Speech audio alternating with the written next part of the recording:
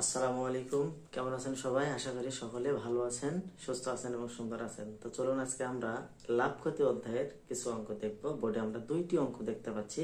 এই অঙ্কগুলো খুব সহজে অল্প সময়ে মাত্র 5 সেকেন্ডে কিভাবে সমাধান করা যায় সেই টেকনিক দেখে নেব।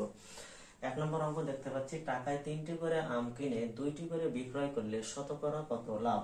তাহলে এখানে আমাদের দেখুন সিপি আর হচ্ছে এসপি। সিপি অর্থাৎ হচ্ছে আমাদের কস্ট প্রাইস, এসপি হচ্ছে সেলিং প্রাইস। তো এখানে টাকায় 3টি করে আম কিনে, তাহলে যেটা আমাদের কিনা দাম, এই কিনা দামটা লিখবো বিক্রি দামের নিচে, আর 2টি করে বিক্রি করলে এই বিক্রি দামটা লিখবো আমরা কিনা দামের কাছে। তাহলে দেখুন 2 টাকায় একটা জিনিস আমি কিনলাম আর বিক্রি করলাম 3 টাকায়, তাহলে আমার লাভ কয় টাকা হলো? 1 টাকা। তাহলে শতকরা লাভ কত হবে? তাহলে লাভ ডিভাইডেড বাই হচ্ছে আমাদের কি ক্রয় মূল্য। ক্রয় মূল্য কত? 2 গুণিত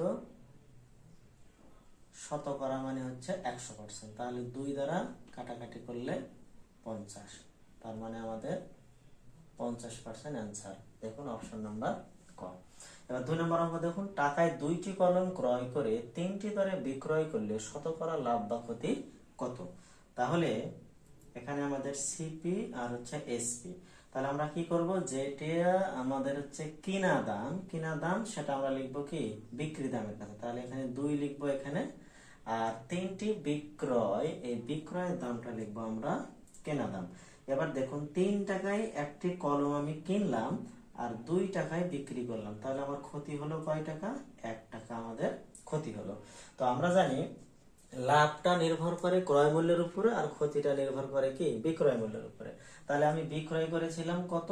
2 টাকায়, কিনেছিলাম 3 টাকায়। তাহলে ক্ষতি শতকরা 1/2 গুণিত 100%। তাহলে 50 দুগুণে 100,